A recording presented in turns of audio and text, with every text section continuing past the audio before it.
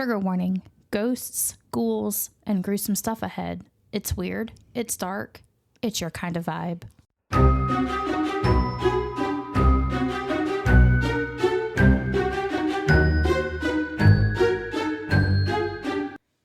Welcome to Haunted and Homicidal, the podcast where true crime meets the paranormal.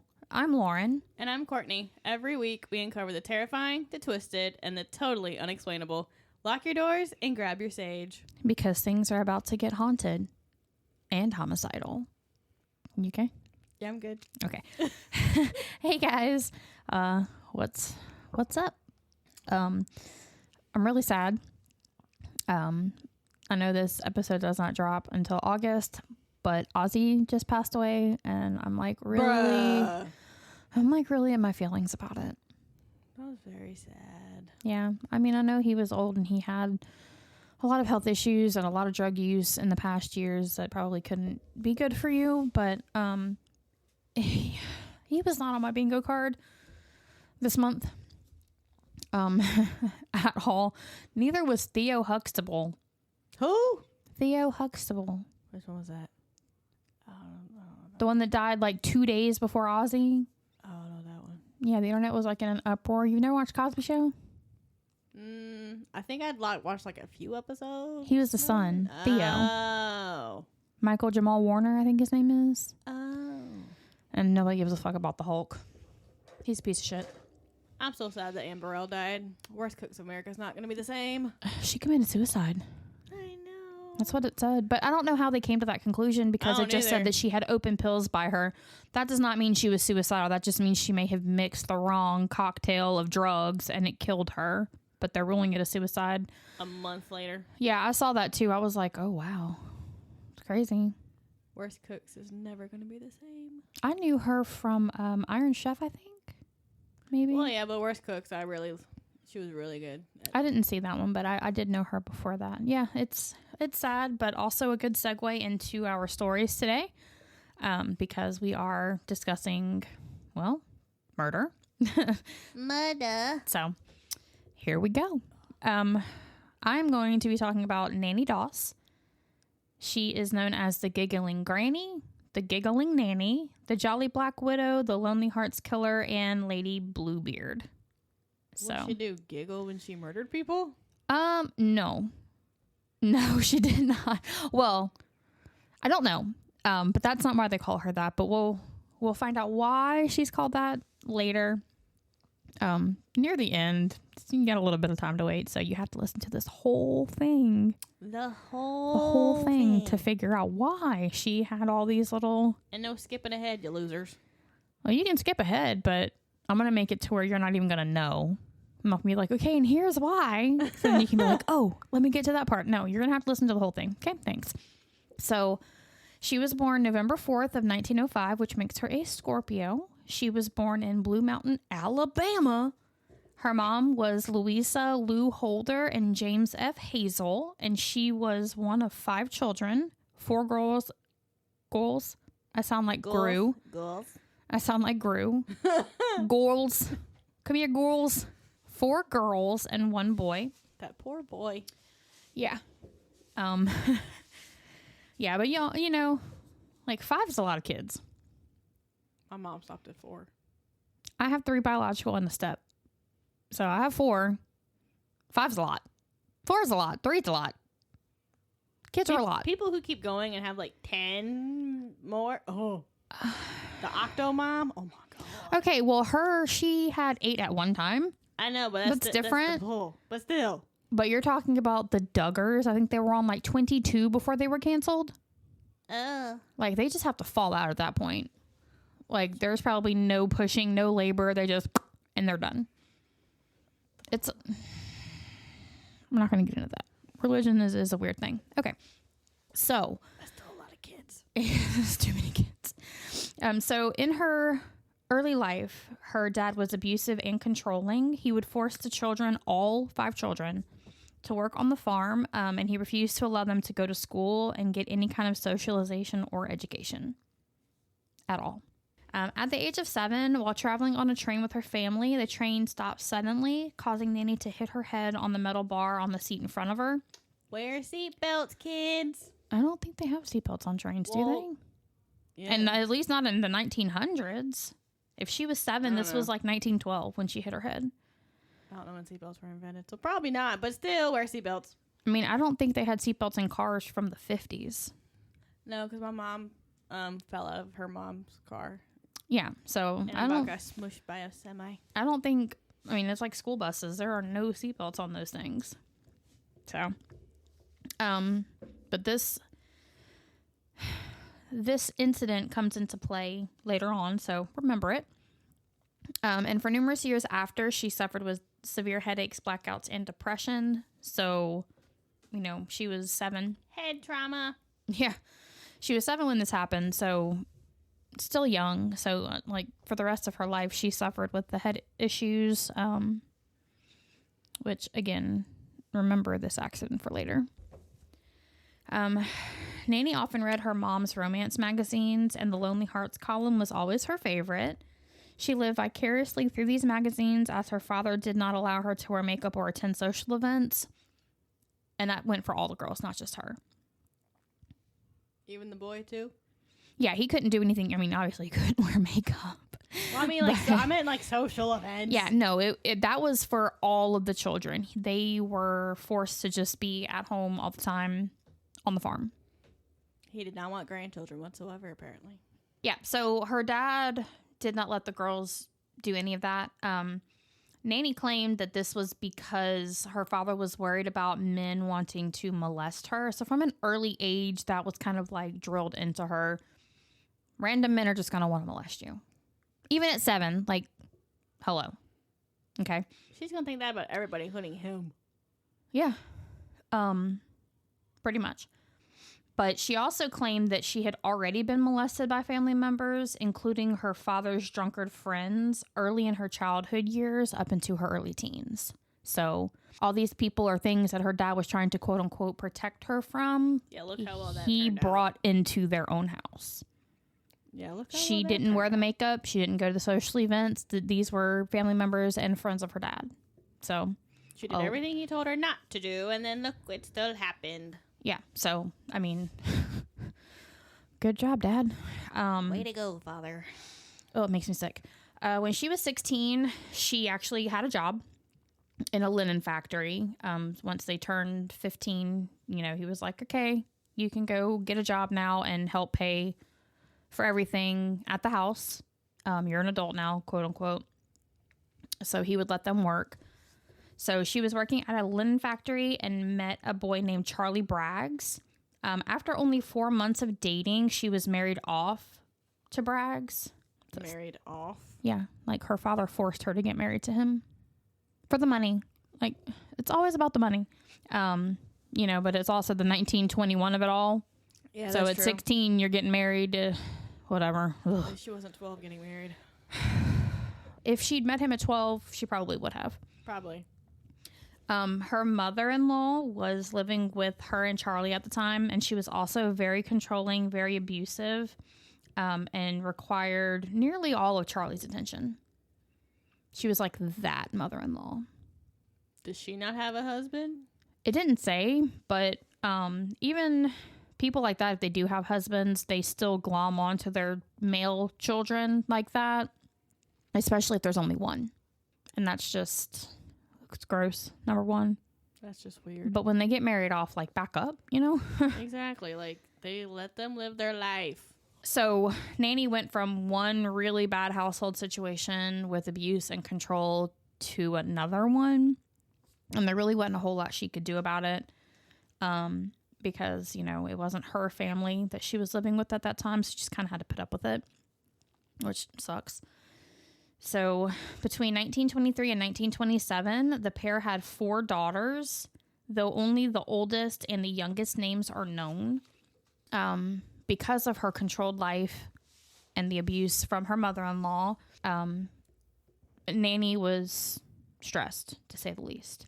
I'd be stressed too. Yeah, and she was, you know, said she already suffered from depression because of the head injury when she was 7. You know, so this probably made that situation worse.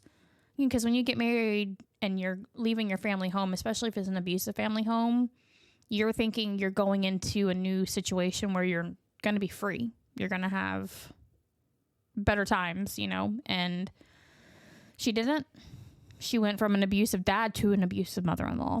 So, like, she didn't get that break she was looking for. And because of that, sucks. Yeah, it sucks. But because of that, she started drinking and smoking heavily. And I would too. Right. Yeah. I think that was like around the time where cocaine was one of those things that the doctors gave women who were being quote unquote hysterical. I probably would have been on cocaine. But despite all of that, Nannie and Charlie both suspected the other of infidelity because Charlie would be gone sometimes for days on end. We find out why later. And it's not because he was cheating. Oh, so I'm about to be like, oh, he's off cheating. No, he wasn't, but we find out why later, and it's a really good reason. In 1927, their 2 middle daughters passed away after eating breakfast from suspected food poisoning.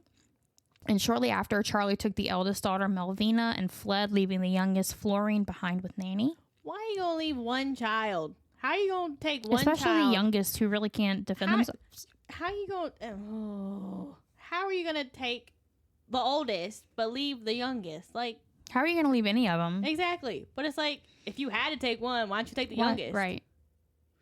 Probably because the younger ones are more to deal with. They need more. I don't know. It's a man. I can't. He fucked up. Yeah. Charlie's mother died shortly thereafter, and Nannie had to take a job in a cotton mill to support herself and her young daughter, Florine, which was, you know, the one that was left behind. Ah, baby. This isn't food. She said, I'll make it food, bitch. You want to bet? Misha, you can't have that. It's not food. I'll let you smell it. Misha, Smell it. you can't have that, Misha. No, don't lick it. She said, you're going to put it by my mouth, I'll lick it. Okay. In 1928, Charlie brought Melvina back along with his new girlfriend and her kids, and he filed for divorce. After the divorce, Nannie, Melvina, and Florine moved back in with Nannie's mom. So he came back home with Florine. No, he did not. Melvine. He came home back with Melvina, divorced Nannie, and left both of the kids with her this time. He said, fuck the whole family. His girlfriend had 2 kids, so I guess he figured that was enough. Bitch ass motherfucker. Yeah. So her second marriage was in 1929. She met and married Frank Harrelson through a Lonely Hearts column. He wooed her with poetry, and she reciprocated interest by sending sexually driven letters and photos. Can you imagine in 1929, like having to wait a week and a half, 2 weeks for a letter? And then in that letter, you get a picture, a 1929 picture, okay?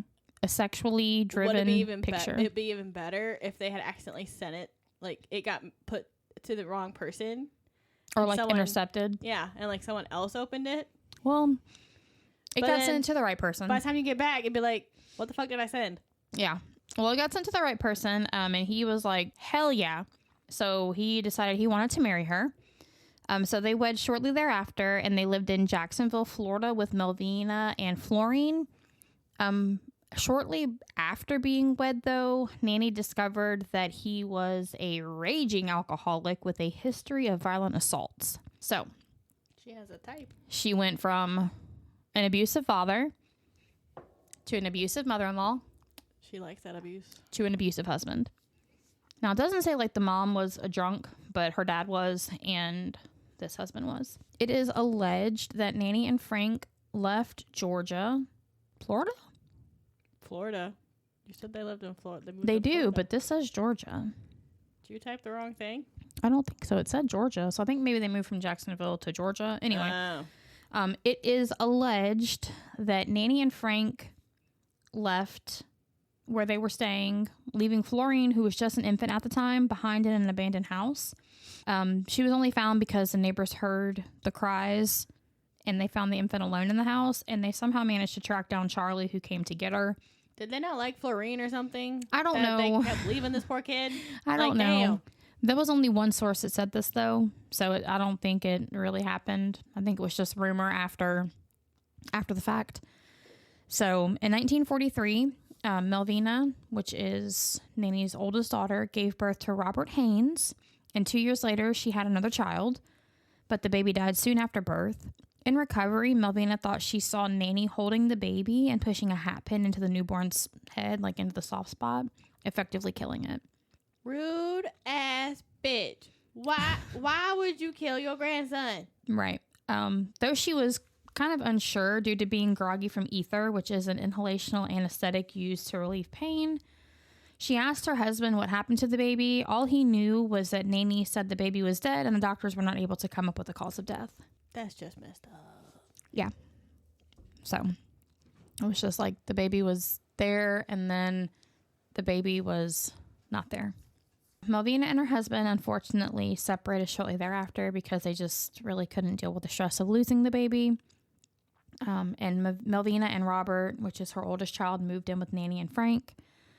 After a while, Melvina started dating a soldier who Nannie disapproved of. This caused several fights between Nannie and Melvina. During one particularly bad fight, Melvina left to go stay with her own father, but left the baby in... Quit leaving the freaking kids. Oh my gosh. She left the baby in her mother's care. Quit leaving the kids. What the heck? On July 7th of 1945, the mysterious death of Melvina's 2-year-old son happened. The cause of death was asphyxia from unknown causes, so he was suffocated.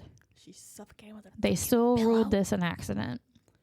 Accident my ass. Yeah, they still ruled this an accident. The hell? Yeah. 2 months later, she collected the $500 life insurance policy she'd taken out on the baby, which in today's time, that's $8,800. Yeah. Don't look at me like that. I didn't take the life insurance policy out. She took it out. Later at the funeral, Frank allegedly said, "I'll be next" to a friend. After hearing Nannie tell somebody that the infant, quote unquote, may have gotten into some rat poison. I'd kill a bitch. Yeah. So there's that. Shortly after the funeral, Nannie claimed her husband Frank had been out celebrating with his buddies because World War II had ended. You know, he went out to the bar, pub, or whatever and was drinking and having a good time. Party. But remember, Frank is an abusive alcoholic, so this does not have a good ending. So she said that he came home highly intoxicated and sexually assaulted her. Well, so she picked her husband. Yeah. Not that it excuses his behavior, but no means no. Period. Even if you're married. Touchy. Even if you're married, no means no. Later that day, or the next day, she found Frank's corn whiskey jar hidden in the garden and put rat poison in it. Yes, because that's a great place to hide whiskey. And, like, why were you even hiding it? Why she would you have it in the knows you're garden? an alcoholic. Like, this is not a secret. Like, why are you even hiding it? Like, what's the purpose? Why are you going to put it outside in the garden anyway? Yeah, but, no matter where it's put, why are you hiding it? She knows you're an alcoholic. It just doesn't make any sense. It's not a secret, dude. Yeah. You like to drink. Yeah. He died later that night after drinking the whiskey, but said it must have been the coffee before dying. Yes, totally. Because coffee's going, bruh, you an alcoholic. Like, I don't even understand his thought process on, well, the coffee killed me, not the drink, even though, like, to be fair, it had rat poison in it, okay? But the drink was going to kill him anyway. Exactly. As much as he drank, right. Right. Pretty much his liver would be dead. Exactly. No, it was the coffee. Shh. Don't tell anybody it's the coffee, though. Coffee's too good for that. Nope, don't do coffee. Yeah, that's what I said. That was the first thing I was like, do not disgrace the name of coffee like that. But, Heck no. We'll get there. But despite the abuse, Nannie and Frank were married for 16 years. That was her longest marriage. So her third marriage, in 1947, Nannie met Arlie Lanning through another Lonely Hearts column in Lexington, North Carolina, and married him. Stay out of North Carolina. Married him, Go guess away. how many days later? Don't look at my notes. I can't even read from over here. Don't look. Guess how many days? 3? Yeah. Oh, I just guessed. Oh, Yeah. look at that. 3 days. Ooh. So, that's... Wait, 3 days? 3 days. You can't know somebody in 3 days. No. Like, what? That's okay. What? She married him, though. She didn't need to know him. She just needed to marry him. Yeah. Too crazy. So, surprise, surprise, Lanning was also abusive and a cheating alcoholic. She really knows how to pick them. Yeah. Unlike her marriage to Charlie, though, Nannie was the one who would vanish for months on end. However, when she was home, she played the role of the doting wife and painted a portrait of the perfect life with the perfect husband and children. What children? She keeps killing them all off. Only 2 so far. Her own children, I guess. So, but just 3 years later, in 1950. 3 days, 3 years. Yeah, okay. Something with 3. But just 3 years later, Lanning died of what was said to be heart failure. Soon after, their house, which had been left to Lanning's sister, mysteriously burned down. And guess who collected the insurance money on that? She said, nope, sister ain't getting my house. She didn't get the house, and she got the insurance money. Nannie said, the house, nobody's going to get that, but I'm getting the money off of it. So I think money is a main motivator here with this lady. Her. Oh, yeah. Nannie stayed with Lanning's mom, but after her death, the mom allegedly died in her sleep. Nannie left North Carolina and ended up at her sister Dovey's house. Dovey, who was disabled and bedridden, died shortly after Nannie got there. Within, like, days. She's just killing everybody. She goes to everyone's houses. Yep. Well, let's give her the quote-unquote benefit of the doubt and just say death just follows her. She didn't do any of this stuff. Death just follows her, okay? Okay. You say so. Her fourth marriage. That's the last one? No. Oh, Lord. I get you're desperate, but damn. Her fourth marriage. Well, and it's not even desperation. It's about the money. Well, they're in the Lonely Hearts column. Yeah, they're desperate. They're desperate. She just wants the money. Yeah. Well, in 1952, Nannie joined a dating service called the Diamond Circle Club and met Richard Morton. They married shortly after in Emporia, Kansas. And like previous marriages, Morton was an adulterer, though he was not an alcoholic. So this is the first deviation from her previous marriages. And this is why you get to know people. So I don't think Charlie was abusive and alcoholic. It was just Frank and then Arlie. And then this guy was a cheater. So like only 2 of the 4 had everything in common. I think Charlie was like the only good guy. See, this is why you get to know people before you marry them and all this shit. Because, oh, my Lord. Yeah. So in 1953, Louisa, who, again, is Nannie's mom, she came to live with Richard and Nannie shortly after her father passed away, Nannie's father. And then she died in January.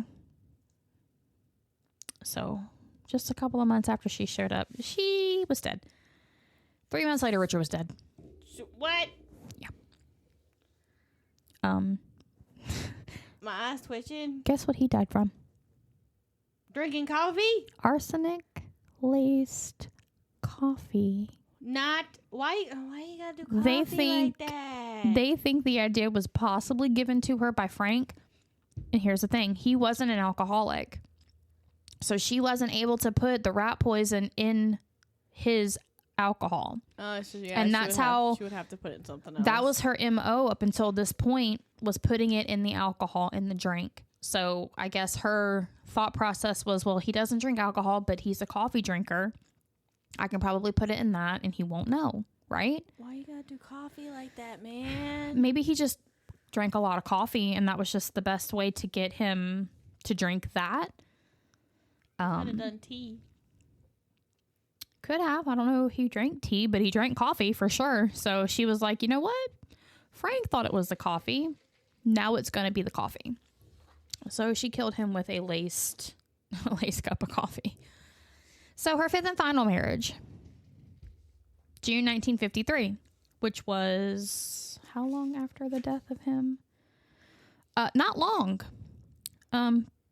because he died in 53 and she remarried in 53. She said, she does not wait. So Nannie met and married Samuel Doss of Tulsa, Oklahoma. Doss was a Nazarene, which is an evangelical Christian denomination minister who had lost his entire family to a tornado in Arkansas. So I'm not going to say he was desperate, but he was looking for, I think he was like looking for love, looking for that family connection again because he lost everybody, which I understand that. That's understandable. So Samuel disapproved of the romance novels and stories Nannie was infatuated with, and he demanded that Nannie go to bed at dark. I mean, I'm in bed, but I try to be in bed. Well, me too, but it's not forced upon me. Like, I'm just old and tired. I work all day, and then I clean and cook dinner and take care of the kids, deal with their school shit, and then I'm tired. So, but it's not forced on me, but he's forcing this on her. He also would not allow her a TV or a radio because it wasn't quote-unquote Christian. And it could lead to her straying from his Christian values. She didn't have any values. They were his values. She strayed from any values long ago. And it wasn't because of the TV or magazines or the radio. Okay. Long ago. There was no saving her anyway. No. In early 1954, Nannie left Samuel for a short period of time and refused to return until Samuel agreed to add her name to his bank accounts and take out 2 life insurance policies with her as the beneficiary. The greedy bitch wanted 2. 2. One's not good enough. She wants 2. Yeah. So,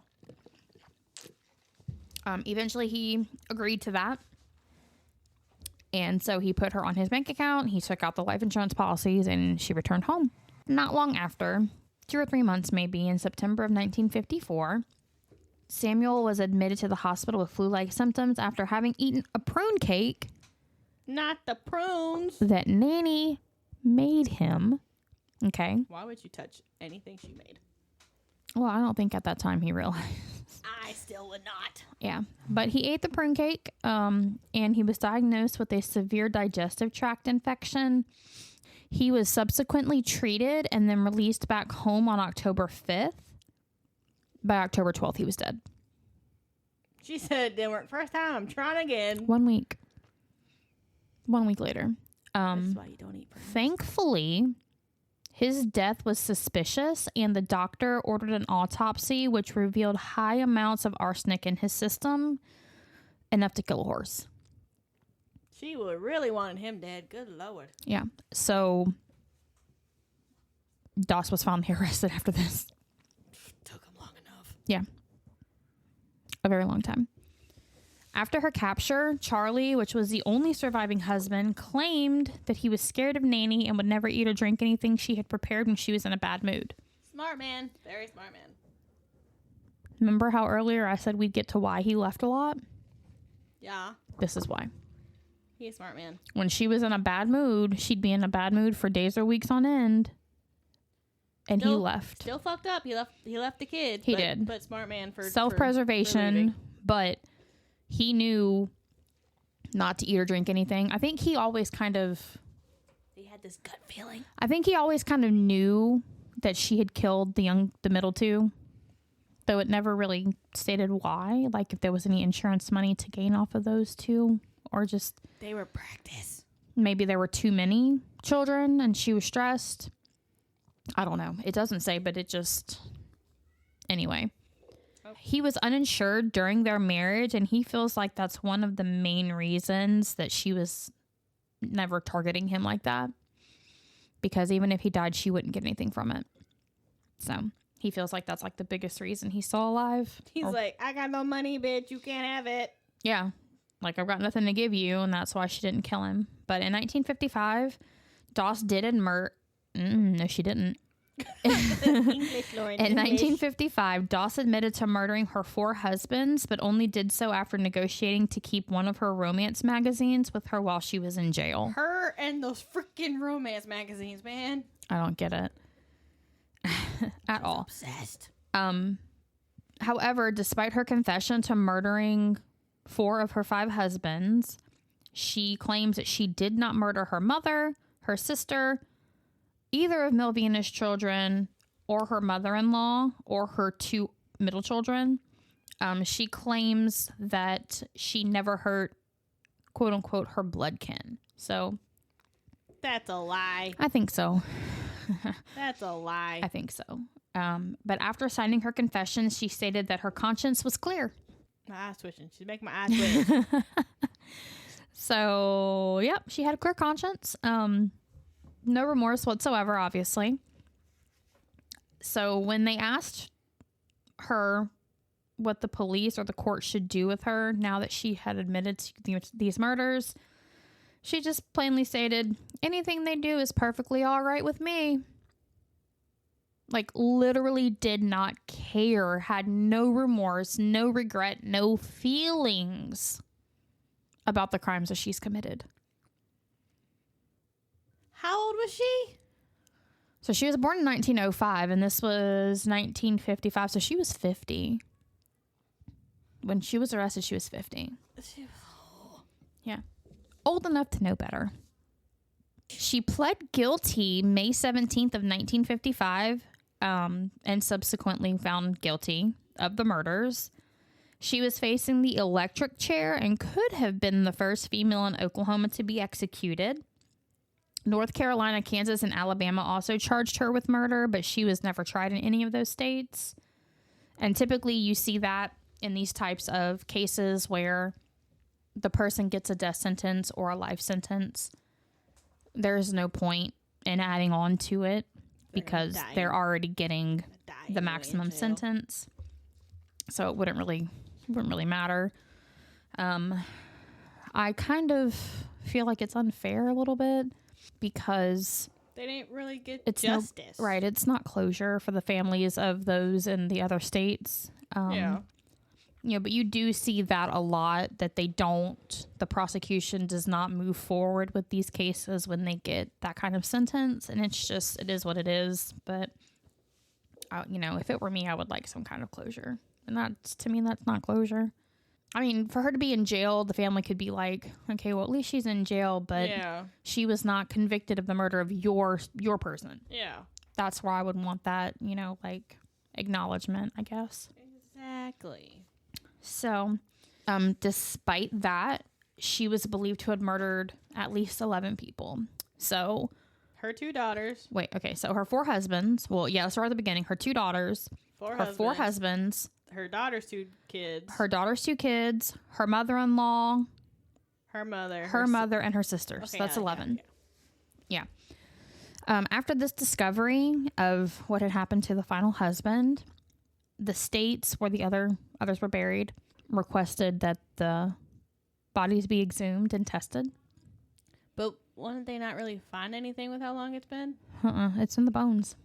Oh. Mm-hmm. Arsenic is found in the bones. So they were able to test and confirm the presence of arsenic. Now, some of these were only dead a couple years. Remember, she back to back married. Yeah. They did find the arsenic. But again, she wasn't charged on these murders. Just the murder of the final husband. So, whatever. In 1957, a judge declared Nannie mentally insane and imposed life imprisonment instead, as it would have, quote unquote, posed a poor precedent by executing a mentally disabled female. Let that one sit for a minute, okay? Yeah. Upon hearing the change in sentencing, Nannie was thrilled to not be on death row anymore. She was very excited and giggling when discussing the details of the murders with anyone who would listen. So this is where the Giggling Granny stuff came into play, okay? And then she blamed her behavior on the train accident from when she was 7. Little late for that, honey. Yeah. Like I said, it would come back to play. So she blamed like all of her behaviors on that singular incident in her life. They should have like really dug into her brain. Yeah, for sure. I mean, because if like that done is MRI or if that's something. like a TBI, for sure it could happen. But I think she was just kind of. They should have like done like an MRI or something on her brain to actually see if that was the reason. I don't know if they had that back then in the 50s. Not that intensive, at least. I don't think. Google. Yeah. I mean, but if she hit her head hard enough, there could be a TBI because it would be the frontal lobe, and that controls a lot of stuff. Now, I'm not saying like it didn't cause a depression and everything because, it possibly could have, but... Oh, yeah, because MRIs weren't invented until 1970. Yeah, so it wouldn't have been good enough for her then because it didn't exist. But Well, that was her reasoning for doing everything that she did was she hit her head when she was 7. So... no late for that. In 1959, Doss became frustrated with the life sentence and wished the judge hadn't changed his mind about the death sentence. She was super unhappy about it. Oh, well. What you get? Yeah. Despite this, though, Nannie maintained a chipper disposition and frequently made jokes about the murders that she had committed. Again, the Giggling Granny. She was interviewed about her life in prison, and her only complaint was that the only job she was allowed to do was the laundry. And every time she offered to help in the kitchen, they told her no. I wouldn't trust her in the kitchen either. But, like, where are you going to get... I mean, you probably could get arsenic, but, like... I'm pretty sure the jail would have rat poison somewhere. Or something. Some kind of poison. Or cleaner. Something, yeah. That's great. She's like, no, life in here is peachy, but they won't let me in the kitchen, and I'm angry about that. Ma'am, I wouldn't let you in the kitchen anyway. No, it's crazy. Inmates and those who spoke to Nannie said she seemed like a quote-unquote loving grandmother with a charming smile and was often described as friendly and happy by her neighbors at her various homes. So, like, these people didn't know. She had them all fooled. Yeah, like, they didn't know until, like, well after the fact of what happened. And they were like, she didn't seem like the type. She seemed like a sweet old lady. That's how they get you. That's exactly how they get you. That's how they get you. But on June 2nd of 1965, Doss died from leukemia in the hospital ward of the Oklahoma State Penitentiary on the 10th anniversary of her incarceration. So 10 years to the day. 10 years to the day, which is funny because Hulk Hogan died 10 years to the day of his racist rant. I did not know that. Mm-hmm. Oh, snap. 10 years to the day. That's what I saw online. It's crazy. Snap. Yep. I did So not again, know that. karma. She's buried at the Oak Hill Memorial Park in Oklahoma. So that is psycho crazy Nannie Doss. Well, that was my story for the week. Pretty crazy. And now I'm gonna question every cup of coffee that someone offers me, and every prune cake. Bitch, I brought you coffee this morning. Don't look at me like that. I did nothing to it. Okay, but it's really good. So.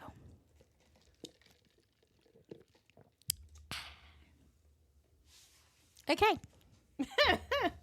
Alrighty. My person is Stephen Brian Pennell. Right? Is that how you say his last name? I don't know. Google it. Ma'am, Google tells you Hold a on. lot of shit. Which I'm bad at names. So if I mispronounce stuff, I'm sorry. Yeah, because even Google how to And yeah, I'm terrible with names. So pronounce Pennell. Pennell. Pennell. It's not like saying Pennell. It really does. Okay, so Pennell. Okay. He was an electrician by day and a killer by night. Oh no. He was also known as the Route 40 killer. And he abducted, tortured, and killed at least three women between 1987 and 1988. 1 year. 1 year. Okay. 3 women. Wow. He was born November 22nd, 1957 in Wilmington, Delaware. He was a Sagittarius. Like you. We're all crazy. I don't know what to tell you. It's November, apparently. Yeah. And when he was a kid, he was a good, shy, timid, who was always helpful to neighbors. Okay. So he was a good kid. So Sounds like it, yeah. you would not think that all of this, he would do what he did. Oh no. Yes. Okay. Yes. It baffles people. Okay. It'll baffle you. Just wait. Baffled. Okay. So he was fascinated by police work, and his neighbor was a cop. So every time he would see him come home in his cop car, always questioned how his day went, like what he did. Like as a kid or Yeah, as as an a kid. adult? Okay. As a kid. That'd be weird as an adult. Well, yeah. Like just pulling up at home after work and your grown ass neighbor stomping across the street. Hey, did you kill anybody today? What happened at work today? That'd be weird. I'd be like, get the fuck away from me. Yeah, no. He was when he was a kid. Okay, well, I mean, Yeah. that's cute. Okay. Yeah. So by the time he had high school, he was up to 6 feet and was known. Yeah, he was tall, and he was known as a gentle giant. Oh. So yeah, it baffles people. Baffles. Okay. So he graduated in 1976, and he spent 2 semesters studying criminology. In college? Yes. That's what my degree is in. My bachelor's degree. It's in criminology and criminal justice. It's fascinating for sure. That's what you're doing now, right? Mm-mm. Or that's one you already got? Yeah, that's one I already have. Okay. I currently have my bachelor's in criminology and criminal justice. But yeah, I have the bachelor's in criminology and criminal justice right now, yeah. Oh, okay. And he had a lifelong dream of becoming a police officer. So he applied at the Wilmington Police Cadet Program, but he failed the physical testing. I mean, he was a big guy. Yeah. That obstacle course might have been a little too complicated. Especially being over 6 foot, yeah. Yeah. Was he big? Like, they didn't say later on it says he was weighing around 300 pounds. But I don't know how much he was around the time he did. But okay, so was he 6 foot or over 6 foot? He was standing at 6'5". Okay, 6'5" and 300 pounds, that's like an average build, I would think, for a man. I would think so. But his picture, he's like stocky. Stocky. Yeah, not like obese though. Yeah, like, but not morbidly obese. Yeah, not kind of like stocky. What you kind of see on the police force now. Yeah. Yeah, he's kind of stocky. Okay. So instead, he became a qualified electrician in 1987.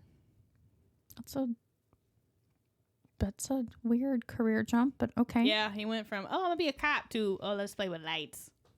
Okay. I don't know the connection there, but we'll run with it for right now. I don't know. Okay. So he married and had 2 sons and then a daughter from his wife's previous marriage. They lived in a Glasgow trailer. Wait. So he got married, and were the kids from a previous marriage, or just the daughter was from a previous marriage? All 3 of them. So he didn't have any of his own biological children. They were all from the wife. Not that it said. Okay. I was making sure because it was a little confusing. I was confused a little bit. I had to look at different sources. Yeah, the way it sounded was they had 2 sons, and then the daughter was from her previous marriage. That's why I was clarifying. Okay, so none of them are his.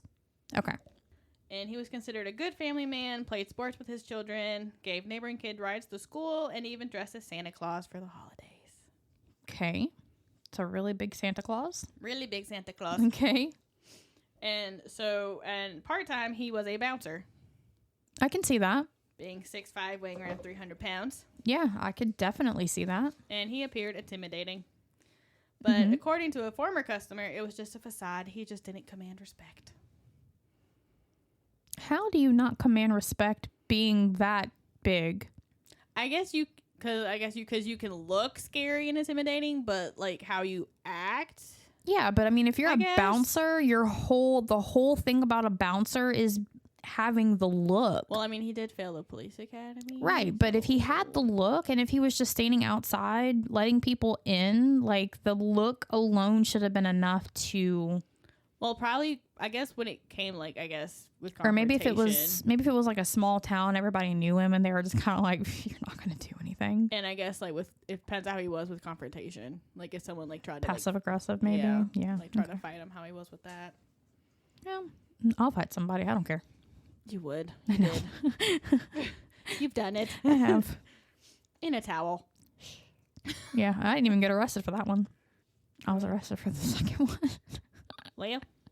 Yeah. Okay, anyway. His career as an electrician was a dud, and he couldn't hold down a job for very long. Okay, so he wasn't... Okay. Yeah, he wasn't a very good electrician, apparently.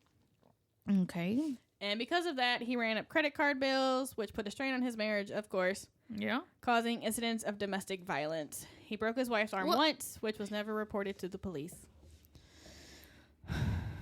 Okay, so this dude couldn't cut it as a cop.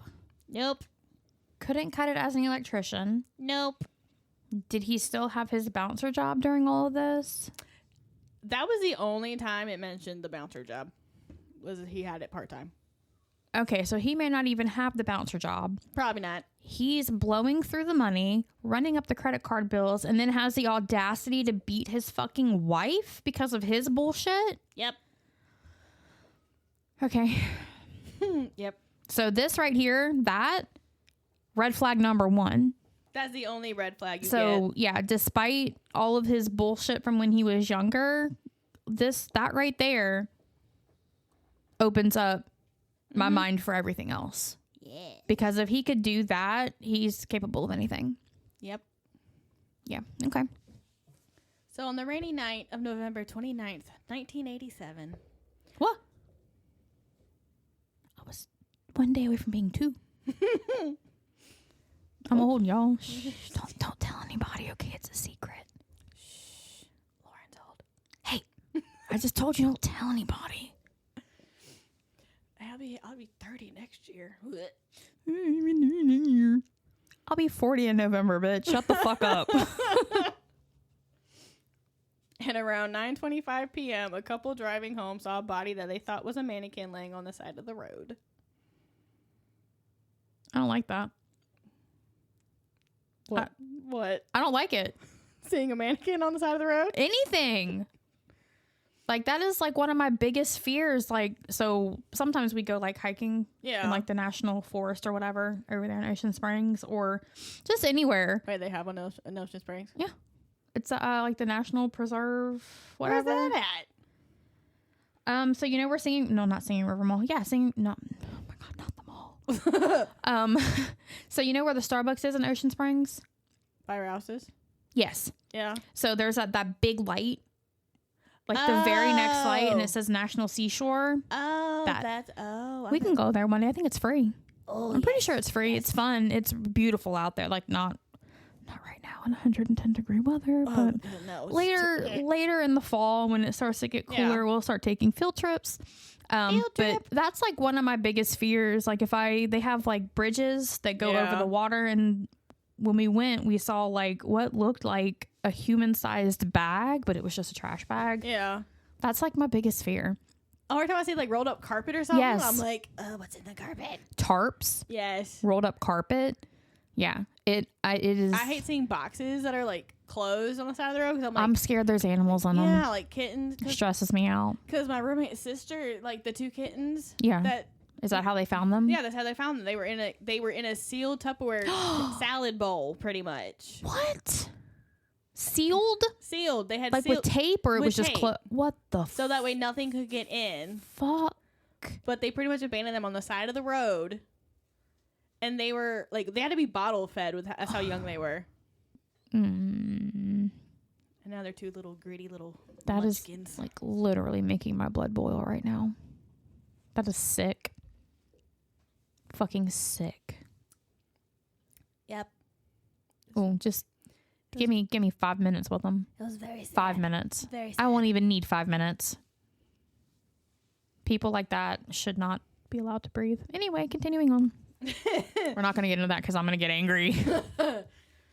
And it unfortunately was the beaten, mutilated body of Shirley Ellis. So it was a body. It was a body. Okay. Not a mannequin. It was a body. She was partially clothed, legs spread apart. The autopsies told a story of torture and mutilation. Any sexual assault? Nope. There was no sexual assault. She'd been bound at the feet and the ankles, black duct tape, likely used to keep her from screaming. Wait, I'm confused. How were her legs spread open if she was bound at the ankles? She'd been tortured with work tools. But how were her legs spread open if she was bound at the ankles? Because I guess he took the black duct tape off because it said it was still like attached to the like, okay, so he bound her to torture her, and then it sounds like maybe he posed her to make it look like a sexual. I'm guessing, but that's what it sounds like. Because I mean, if she's bound at the ankles, how? I mean, unless her legs were like in a diamond shape, laying on her back or something, I don't see how they could be spread open. But that's how they found her. It's confusing. Okay. Yeah, it's very confusing. Do you have an autopsy report on her? The no sexual assault? No, I mean, like, did you find... I couldn't find one. Okay. I need her name. I'll look it up later. I'm interested to see that report. Yeah, I couldn't find one, but I also... Sometimes they're not available, but a lot of times they are, especially in public cases like this. Yeah. Shirley Ann Ellis was a 23-year-old ex-sex worker, so she knew Route 40 well. So Route 40 was pretty much like a little strip that like they all worked, and was a good place for like hitchhiking to like get a ride into like the city and everything. So it was like a well-known... It was a well-known strip. Okay. Of road. And she had distanced herself from that life and was even purchasing books for nursing school. Oh. And it was 3 days after Thanksgiving, and she was carrying a platter for an AIDS patient undergoing treatment at Wilmington Hospital. Oh. It was, very sad. That's sad. And then he just rolled up and killed her. Mm-hmm. Okay. Oh, and tortured her. Let's not forget that part. That's important. Yeah. She left her family's home in Newark's Brookmont Farms development and began the 14-mile trek before 6 p.m. 14 miles? It was 14 miles. She was walking 14 miles to deliver food. Yes. Oh, my God. Well, because, so the road, I guess, is 14 miles, and they that's why they hitchhike. Well, so okay, long. yeah. Yeah, because it's so long. And the best way to catch a ride into the city was to hitchhike. And as she walked along, a car offered her a ride. Like, okay. And then by June 1988, Pennell was suffering from insomnia and arguing regularly with his wife. Okay, at least it's just arguing this time and not... Well, that was... The arm was the only, like, really... So, because he couldn't sleep, he took long drives in his... Remember this. Okay. Blue... Ford... Van. Remember that. Remember the blue Ford van. Okay. And he favored routes along Route 40 and 13. Okay. Like, is 13 similar to 40, like where it's a high traffic area with prostitutes? I'm sorry, sex workers, or? Yes. Okay. Okay. Yeah. Is it also 14 miles long, or is it like a shorter route? It didn't say. Okay. It's just that's like pretty much the only mention of Route 13, pretty much. Because no body was found on Route 13. So then why did they even... I don't know. Okay. I don't Maybe know. that was like his exit route. Probably, because I guess they all connected. I don't know how. Okay. I don't live there, so I don't know how that works. Yeah, well, fuck around now. I know how that works. If anybody lives there, let us know. And then on June 28th, 1988, Catherine DiMauro was the next victim. Okay. Her body was found by workers building the Foxfront apartment complex at 6:25 the next morning. No. They came into work.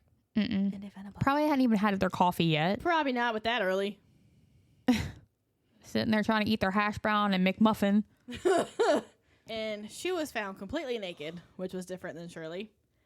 And she had also been bound by the wrists and ankles and was silenced with duct tape. Okay. And with her, there were no signs of sexual assault as well, but she was tortured and mutilated with work tools. She was also strangled and bludgeoned with a hammer. Same as Ellis. I'm curious how they found out it was work tools.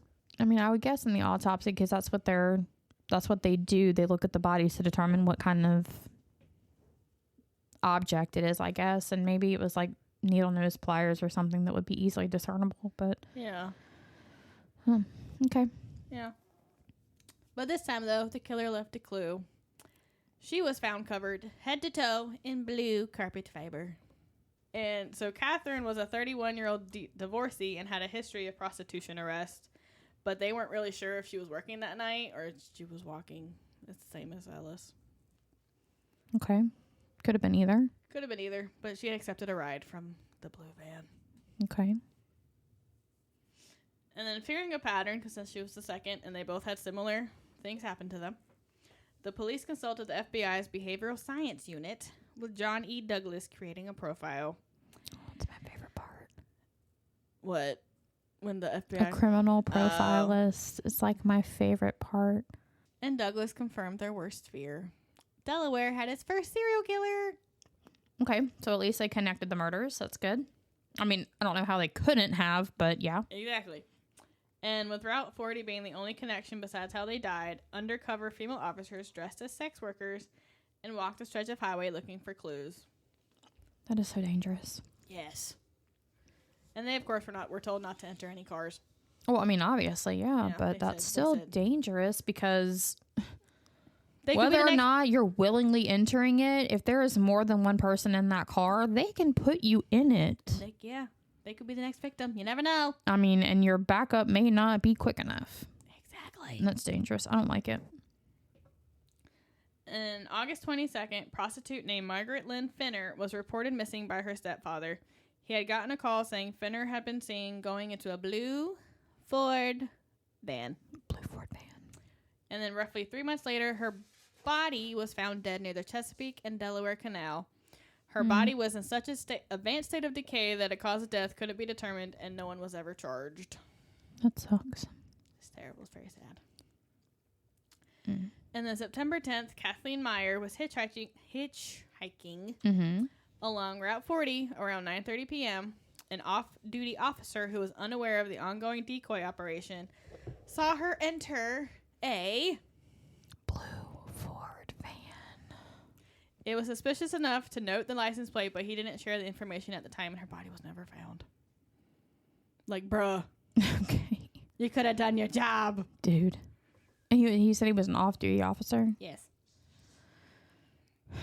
Knowing that people were disappearing and being murdered in the area. Okay. Okay, good job, cops. Yeah, he took the license plate number, but that's about it. But did nothing with it? Nope. Okay. Not till later. Nope. Okay. And then 4 nights later, Renee Lano, who was an undercover officer, noticed a blue Ford van passing her 7 times. Okay. Yeah, he passed her 7 times. I mean, I would notice that too, you know. And he kept making U-turns at each pass. Okay. Yup. Yeah, he passed her 7 times. So he really wanted her and was trying to make his decision. Yes, he said, I want that one. Okay. So they told her, hey, since he keeps passing you, like, get that one. Like, go talk to him. Go talk to that one. Yeah. So she went to a more secluded, darker area. I know. Well, I saw that part. Okay. I said, what you mean darker? Why? Secluded? Bitch. Okay. Yeah, let's go somewhere where I could possibly get kidnapped better. Yeah, or murdered right then. Exactly. Where the van followed her and then stopped. Okay. And of course, the driver wanted her to get in. Of course. Like, come inside. Come inside the nice van. And of course, since they weren't allowed to get in, she was like, I'm too tired. I don't know. Okay. She's like, I don't know. She's like literally trying to make up excuse after excuse to not get in the van. Okay.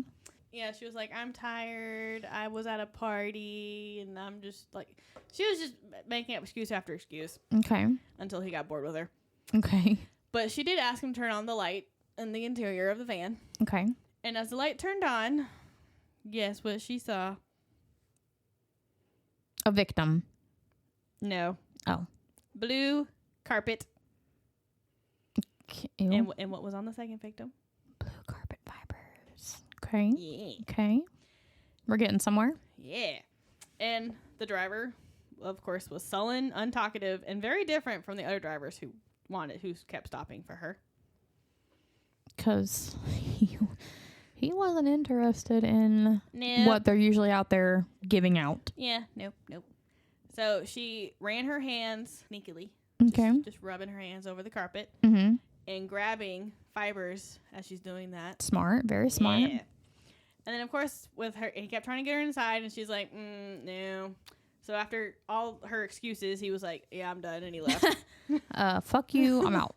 Bye. Yeah, he said, I'm done. You're not worth it. And of good. Course, yeah. So she was lucky. Yeah. Well, yeah. Yeah. And the officers ran the license plate and found it was registered to Stephen Pennell. Bitch boy Brian Pennell. Yes. And the blue fibers are sent to the lab to get tested, and a search warrant was secured to follow Pennell. Okay, good. Yeah. Working on it. They said, let's follow this bitch. Makes sense. Collect evidence. Got it. And then the third body that he would be charged with. Michelle Gordon, a 22-year-old Newcastle resident, disappeared on September 16th, 1988. Okay. Authorities knew she was a sex worker, and she was last seen on Route 40 hopping into the side of a blue Ford van. Okay. And then her nude, mutilated, and beaten body was found washed up on the rocky banks of the Chesapeake and Delaware Canal on September 20th. Okay. And she was a cocaine addict and was the only victim to die while being tortured. What? So everyone else pretty much died, like, after, when he, like, hit them in the head and, like, all So this he stuff. kept them alive to torture them, and then he killed them. Yes. But Okay. because of the cocaine, the medical examiner said that the drugs in her system made her heart incapable of withstanding the shock of her beatings. So she died. She had a heart attack. Yeah, she pretty much had Okay. a heart attack while he was torturing her, so he couldn't, like, hit her with the hammer and, like, finish. Okay, so she was the only one that didn't have the blunt force trauma to the head from the hammer, or did he still hit her? It never said, so since it said that she died while being tortured, So probably not. Probably Okay. not. And then on September 24th, the blue fibers that they took for testing and the ones that were on tomorrow were confirmed to match. Good. So they created a huge task force, can't talk, with an unlimited budget. Task forks. Task force with an unlimited budget. They said all the monies is going to this. All the monies. Okay, well, if they had nothing else going on at that time, yeah. Yeah. And they placed him under 24-hour surveillance. Okay. And he was trailed by unmarked cars and air support as he did all his late-night drives. Okay. And Delaware Attorney General Charles Oberle approved a search warrant for his van. So they did this very, very sneakily.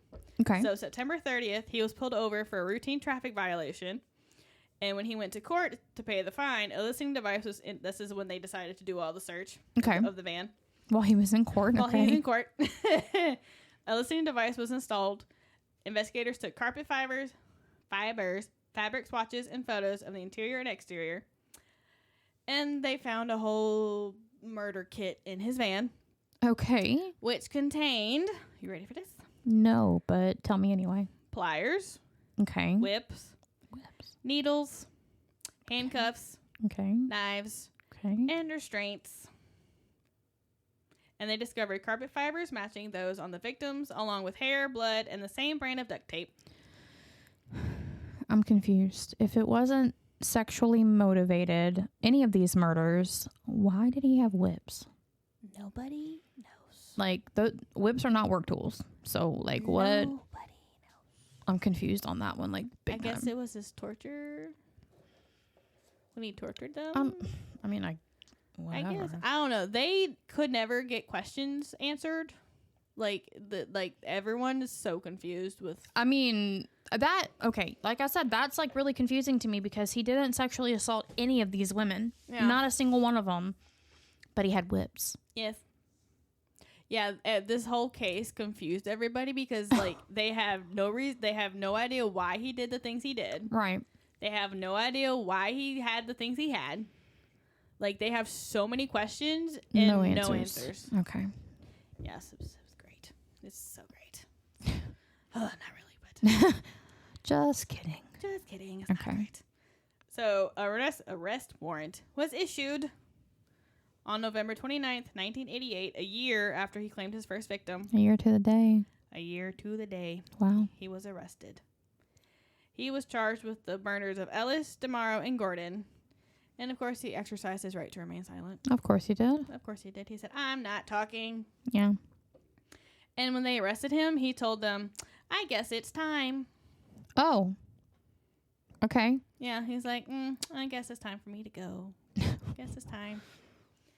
What? Okay. Yeah. And so Stephen Brian Pennell, bitch boy Brian Pennell. God damn it. was indicted. Indicted. Indicted. I don't know what the heck I just said. Indicted. Excuse my English. English is very hard. Okay. And tried on 3 counts of first-degree murder. Mortar. murder. You want to try that whole sentence again? No, I do not. Okay. And he was convicted on 2 of the murders, but the jury was unable to reach a verdict on the 3rd murder. And the 3rd murder was? Gordon. Okay, so what was the reason that they couldn't come to a conclusion about the 3rd? I'll get to that part. Oh, okay. So they imposed 2 life sentences. Okay. Any reason that they didn't impose the death penalty? Like, did they specify? Like, is it like a non-death penalty state or? Just wait. Okay. Just wait. Have patience. Sorry. Patience, child. Patience. I'm not good with that. Eugene J. Moore Jr. was his defendant. Kathleen M. Jennings and Peter N. Latang were for the state. Okay, the prosecution. Mm-hmm. Yes. So Jennings says, to this day, I want to know why. All of us involved want to understand it better. Typically, there's some horrifying event in the life of a serial killer that explains how they've become sociopaths. Exactly. But in his case, we couldn't get at it. That's the lingering mystery. Why? Yeah, I mean, because it doesn't really sound like anything happened other than him not making the police force and then losing his electrician guy job. Other than that, it doesn't really sound like anything happened to him. No. Like, he was a good kid. He played Santa Claus. Okay. Look.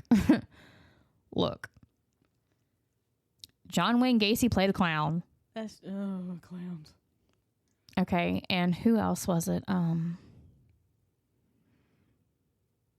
I think he also was Santa Claus at some point. It maybe not have been him. It might have been, I can't think of who it was, but there was another serial killer, like one of the big ones, who played Santa.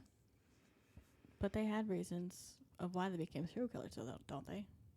I think so, yeah. He did not. Pennell did not. I mean, but that's what I'm saying. Like, one of them, nobody saw it coming. Yeah.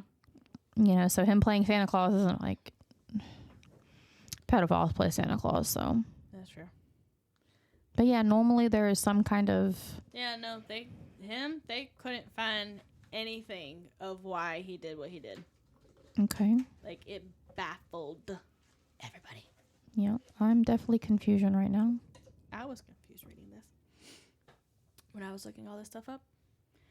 It gets even better because 1991, a psychiatric evaluation submitted to the Delaware Supreme Court cleared him of depression, paranoia, and psychosis. It described him as a pleasant, attractive, friendly 33-year-old man who related well to the examiner. Like, he was making friends with the dude who was giving him the test. What? Yes. Like, he was being all friendly and, like, making friends. Okay. And they're like, yeah, there's something wrong with him because he's passing this test, like, just fine. How? Okay. His attorney said his acts were unspeakable, but it's hard to connect the Stephen Pennell I got to know with the person who committed these horrific crimes. The psychiatric evaluations never diagnosed him with any mental health issues. Okay. I would get a second opinion. They really should have. Yeah. They should have got more than one. Yeah. Like 7 or 8, please. Thank you. Yes, especially if you can't freaking figure out the first time. There's obviously something not right with this man. Like, what? Okay. No. And then James Hedrick, who was a former Newcastle County police captain and a member of the task force that was put together to get Pennell. Mm-hmm. He says he was your typical all-American person. He came across as a totally normal married father with no criminal record. No one would ever look at his background and see signs that this could happen. No one would ever suspect him of anything. Okay. There was so much confusion. Like, everyone's like, what? I am confusion. Yes. So much confusion. And of course, his defense attorney attacked the fiber evidence, arguing that Lano didn't have the authority to seize the carpet fibers. She didn't need authority.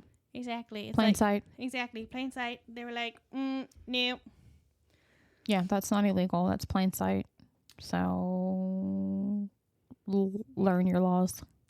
Yeah, so the Go superior... back to attorney school. Thank you. Yeah, because the Superior Court judge said, no, we're denying your claims because it's plain view. It was legally obtained, yes. Yeah, plain view. Because he opened the door. Yeah. So once he opened the door, it was plain view. So they're like, she had all the right. Exactly. To grab what she did. She did. And because if they did say, oh, yeah, we're going to fight the fiber evidence, because that literally led to them figuring out that would have been him. Devastating to the case. It would have. Yeah. Because if that was ruled inadmissible, everything else would have been kept out. Like, nothing would have. It would have just been circumstantial evidence. And they've convicted on circumstantial evidence before, but yeah, that would have been devastating to the case. And he could have gotten off with that. Yeah, for sure. And then Jennings, she had DNA evidence. Okay. Which would be the first time in a case that DNA evidence was used in a criminal trial. Nice. Okay. Go Jennings. Go Jennings. And then, of course, the strongest case against him was himself. Okay. And his attorney decided to roll the dice and let his client testify of how the victim's blood and hair were in his van. Okay. Interesting strategy. Okay. Yeah, so he wanted to lose this case, it sounds. Pretty much. Because he was like, oh, let me let my client say, oh, why is this chicks? Okay. Yeah, why is this stuff in your van? So Pennell claimed he picked up Demaro, paid her $25 for oral sex, and then dropped her off, joking that she gave me $10 back afterward. The jury was horrified. What? What? Yeah. What? Okay. Yeah. What? Yeah. Okay. I told you he pretty much ruins his own case. Okay. I can see the smoke coming out of your ears. I'm struggling right now. I can see the smoke coming out of your ears. Okay. And he said, it was as fine a piece of testifying as I've ever seen. He explained everything. Where he got slaughtered was his demeanor. He had these cold, dark eyes that didn't move around a lot. I tried to work with him, but people are who they are. Yeah. So his attorney was like, I'm done. No regret. No regret. No remorse. Nothing. Okay. Nothing. Because Jennings said the way he described Demaro was so cold. He talked about her like she was some piece of garbage he could just throw away. Okay. And she said that's what hurt him with the jury. Yeah. I mean, if you're trying to convince people, a jury of your peers, that you did not commit this heinous crime that you're being charged of, the last thing you want to do is dehumanize the victim. Like the literal, outside of completely confessing to it, the last thing you want to do is dehumanize the victim. Exactly. But yet all of that happened and the jury still struggled with the 3 murder charges. I'm interested to know why that third one was so difficult to close. Like, the heck.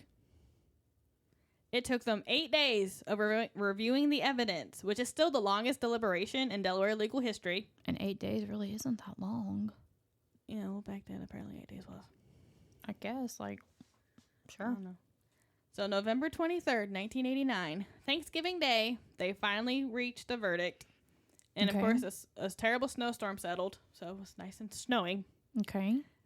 And Jennings, Moore, and Peter Latang, the Attorney General's office, abandoned their holiday plans to learn his fate. They're like, screw all our plans. We want to know how this ends. Yeah, I probably would, too, because they put so much into the case, like money and effort. Yeah. They did. For sure. And he was convicted of murdering Ellis and Demaro, but they were deadlocked on the Gordon case. They could not agree on the Gordon case. I'm just like truly interested in trying to know or understand why. Because it seems like a pretty open and shut case for me. Pretty much. Maybe because she was in the canal. She was found like at the canal. Well, the other 2 weren't, I guess. I don't know. Because she wasn't in the normal spot. Right, but that really shouldn't matter if she was bound and tortured like the other ones. It's not, I mean... Well, Gordon also died with all the trauma, so they're like, oh, it can't be the same one because she didn't have everything else. But she was still tortured with the same work tools, but just happened to die because she was high on cocaine and it fucked her heart up. Like, yep. That would be an open... Okay. Yep. I don't know. Okay. They struggled with that one, apparently. I'm struggling, okay? I am on the struggle bus. Driving that bitch right now. Off a fucking cliff. On fire. Yeah. Okay. Yeah. I was... Me trying to do this research, I was like, what the heck? The whole time. Yeah, a lot of them... The whole time. A lot of them are going to be like, what the fuck? And then shortly after the verdict, Jennings received a bouquet of flowers with a card that read, "From the women of Route 40, you made us feel like human beings." Oh. It was very nice. It came from like the other sex workers. Other sex workers that did that route. And, Oh.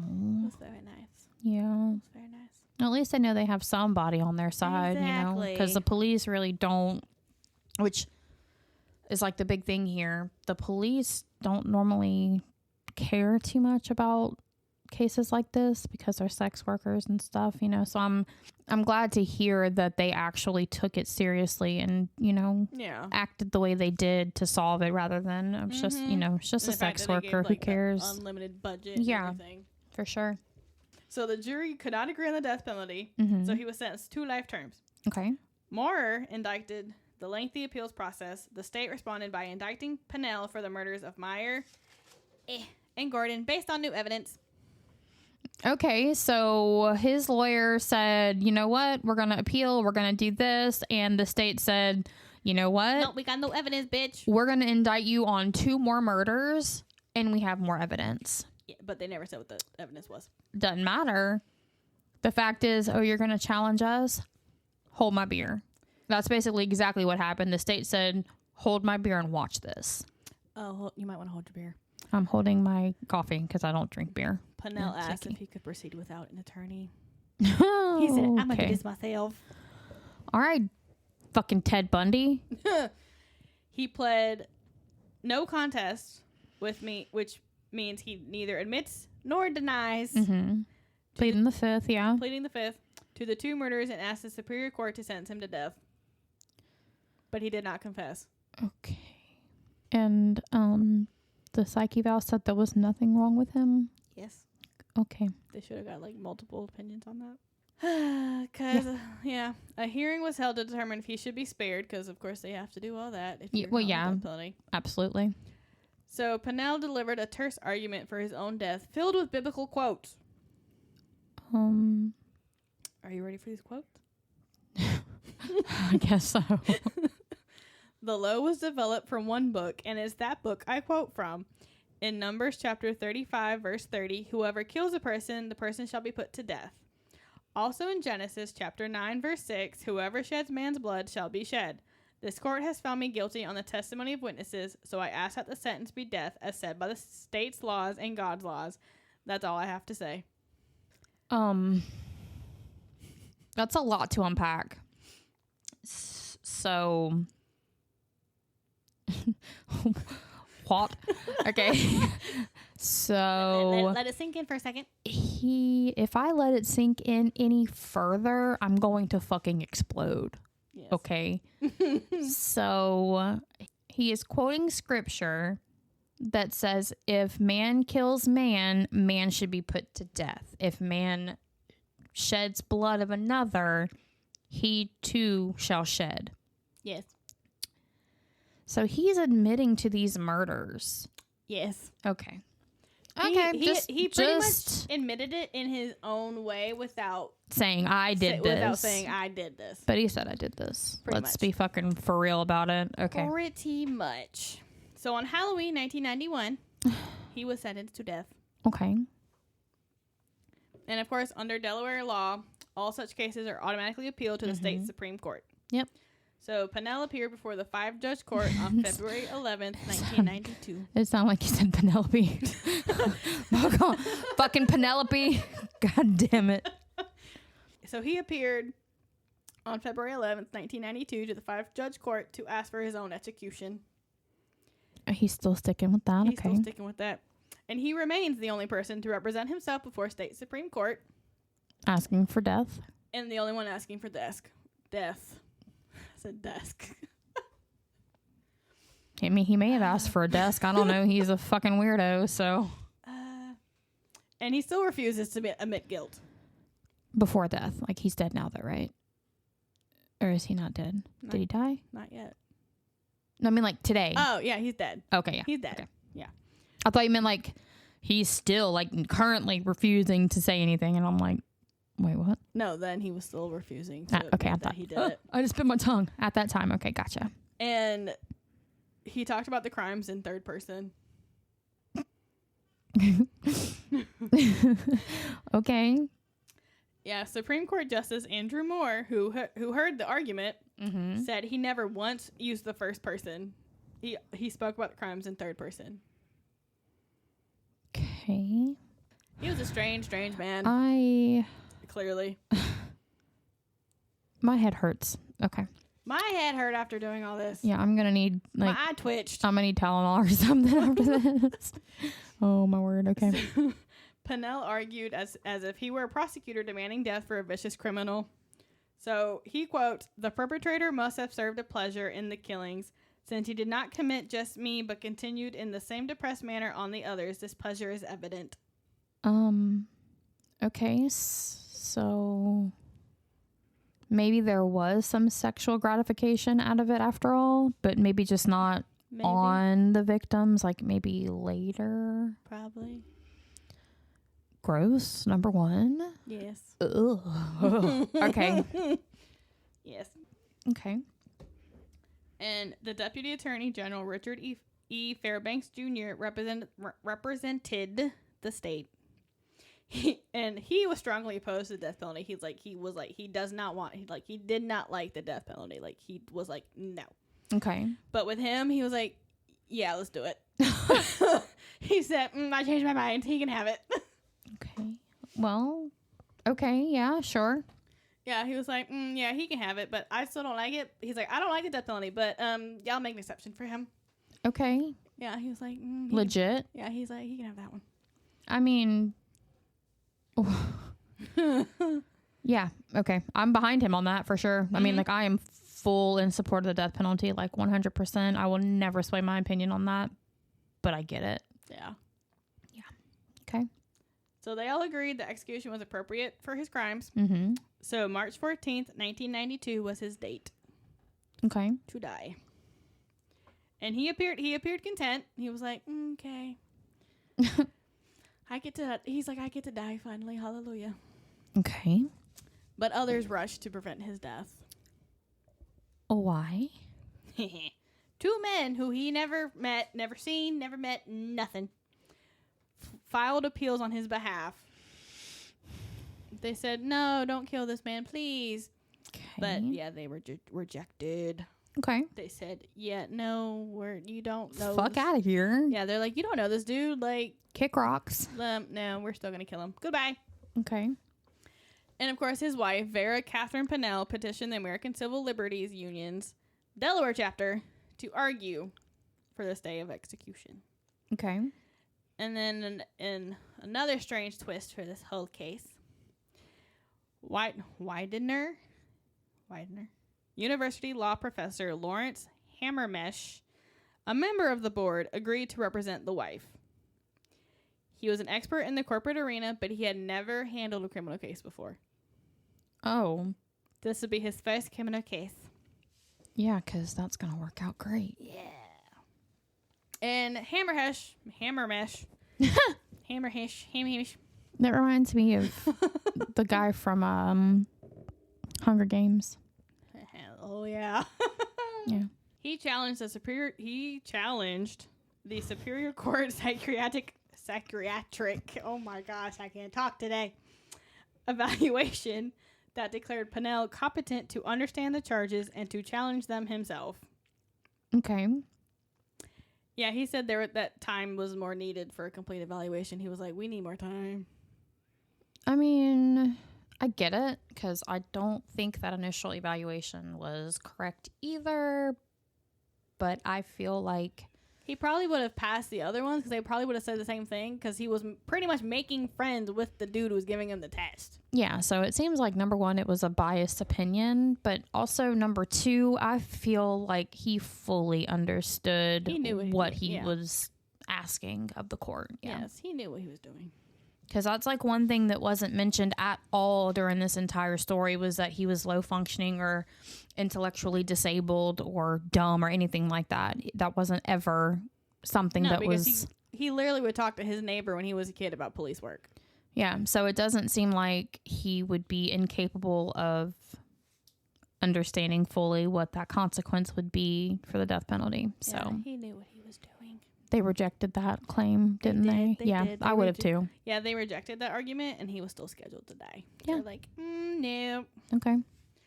And shortly before his death, he called for his attorney from prison. The attorney he fired and didn't use. Yes. Okay. Yes. Moore hadn't heard from him in over a year. And he was surprised when Pennell agreed to speak to the media before the execution.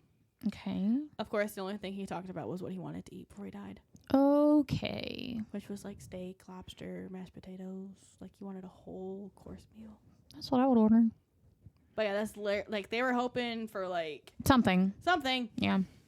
No, they got something, just not anything substantial. He was like, oh, this is what I want. This is what I'm going to eat before I die. Okay. I'm going to have steak and lobster. Nobody gives a fuck. Tell us why you did this shit. Yeah, nope, that's all they got. So March 14th, 1992, Stephen Brian Pennell was executed by lethal injection. Bitch boy Brian Pennell. He died. He said bye-bye. Good.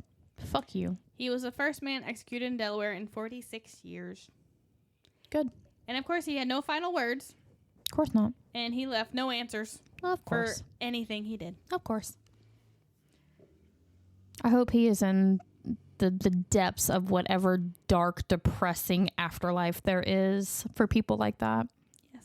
And they were like hoping and praying that he would tell them where they could find Kathleen Meyer because they still couldn't find her body. Or at least give them like a place to look. Some kind of indication, yeah. Nothing. I'm so sad. It was one of the many secrets he took to his grave. Yeah. Oh, God. I can't imagine. And so they said asking for death was his way of admitting it. And all the scripture reading and... But they're at the same time that they're glad he spared the victims' families and his own family years of appeals. Yeah, because they would have... Every time somebody does an appeal or is coming up like on a parole hearing... They pull everybody back in, the victims' families and everything, and they usually have to fight to keep them in there, and it's taxing. It's definitely taxing on them because they're having to relive everything. Yeah, so they said it's rough. Yeah, they said at the same time it's a bad thing because they didn't know where Meyer's body was. Yeah, but they probably were never going to find that out, no matter if he decided he didn't want the death penalty. He probably would have been tight-lipped the entire time. Yeah, because Jennings said they even had the FBI try to talk to him, and he wouldn't talk. Wouldn't happen. He said, no. I ain't giving y'all shit. That's so sad. I know her soul is not at rest. It can't be. Oh, I hate it. I hate to hear that so much. That sucks. But that is our stories for this week. Don't forget to check us out on Facebook. It's facebook.com/haunted and homicidal. We do have a Patreon. It is patreon.com/haunted and homicidal. We also would love to hear from you guys, either on the Facebook page or in our email, which is hauntedandhomicidal@gmail.com.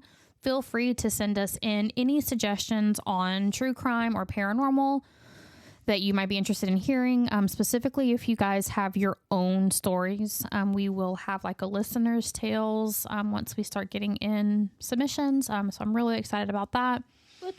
But definitely check out our Patreon because we've got some really neat things on there for our subscribers. Once a month, twice a month, monthly, 5, 6, 7. I don't know. We'll figure it out. We put on there. But we're gonna make it worth the while, you guys. So. We want you to love us. We're new at this. whatever she said. So, but that is going to be it for today. Catch us later this week with our paranormal side of things. We drop every Monday and Thursday, so stay tuned for more. Okay, bye. Bye.